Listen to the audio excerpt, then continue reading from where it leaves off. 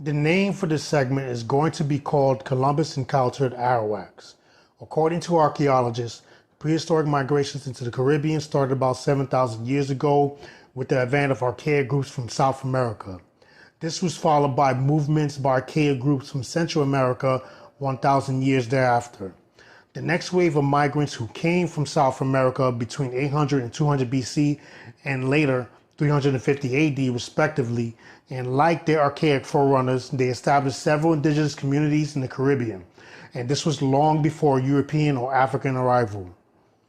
The Taino from 1200 through 1500 AD, they inhabited much of the northern Caribbean, especially in the Greater Antilles at the time of Spanish contact in 1492.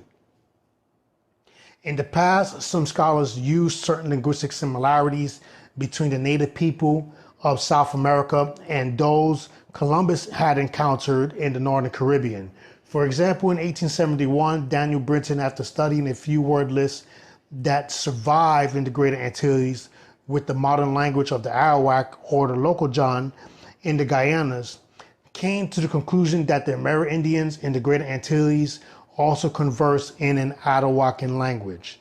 Daniel Brinton applied the name Island Arawak to the Antillians Columbus encountered in order to distinguish them from the mainland Arawaks. Analysis of mitochondrial DNA data recovered from ancient skeletal remains found in Taino sites in the Dominican Republic and also Siboney/Guanajuato sites in Cuba has revealed mitochondrial DNA lineages among the skeletal samples that share strong affinity with modern South American Yanomami populations from the Amazon region. This discovery supports the hypothesis of a South American origin for Arawak-speaking Caribbean ceramic era groups. So here we're going to focus on the Arawaks Columbus had encountered, and we're going to go over the writings. Starting with Columbus' first voyage on October 11th. He writes how these inhabitants appeared. Writing, they were very well built, with handsome bodies and very good faces. Their hair was almost as coarse as horses' tails and short, Columbus writes, and they wear it over their eyebrows except a small quantity behind, which they wear long and never cut. This is going to be very important. Some paint themselves blackish, and they are of the color of the inhabitants of the Canaries. They are neither black nor white. And Columbus writes on the third voyage, Thursday, July 5th, and that he thought to investigate the report of the inhabitants of Hispaniola, who said they had come to the island of Hispaniola from the south and the southeast. Black people who have their spears made of a metal which they call wanin. It's very important to know that the wanin comes from South America. Remember the description from the first voyage. Columbus states some paint themselves blackish. And taking into account Columbus's description from the third voyage, there's a lot of people that still misinterpret a black people to mean Africans. This is very incorrect. Columbus was describing Arawaks. So now, let's please review a little more. In a letter written by Columbus, he writes, they are neither black like Ethiopians.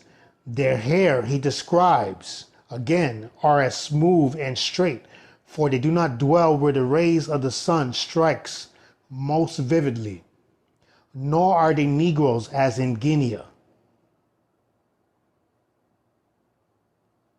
This is what Columbus writes. And Las Casas, who pretty much repeats the same as Columbus, writes their hair is thick and almost as horsetail silk and short. Okay, this is from Las Casas Historia de las Indias. Long over their eyebrows, except a few behind, that they bring long and they never cut. The genetic evidence, it offers new insights into the peopling of the Caribbean from a population genetics point of view. The research shows pottery styles developed by the descendants who arrived in the Caribbean 2,500 through 3,000 years ago, ceramic age people arriving via South America. These people were Arawaks, would be the ancestors of the Tainos, and would be a point of reference where they descended from. The people we know as Taino were a collaboration of indigenous Arawaks into the Caribbean. During this time, there were no mixed descendants in the Antilles. And some people are going to get upset with this, but it's very important for us to be grounded in reality. The chronicles of the early Spanish explorers referred to the Tainos as indigenous groups inhabiting the islands at the time of European arrival. So in closing, it's important to understand that the people in the Spanish-speaking Caribbean today, we are mixed descendants. We are the result of mixing post-1492. The Tainos who encountered Columbus were pure Arawaks. They weren't mixed with European or African. That was post-1492. Our indigenous heritage is the core of our roots, with the African and European contributions representing our idiosyncratic identity. The remnants live today through the culture of the Boricua, the Quisquiano, and the Cubano. The native hypergroups A2 and B2 survives in isolation in Jamaica, while it's non-existent in Haiti. There is no need to overextend who we currently are. There's much more success to teach our people to acknowledge all the heritage due to the complexity of the Caribbean today. Let's make our fight based on science, faith, facts, logic, and also love. References for this segment is going to be found in the links down below. Like, comment, and share. Don't be reactionary. Put some thought into it. Follow me on WordPress, Instagram, Antillian Federation. Follow me here at Confederation at the Antilles. Hit the notification, and until the next build.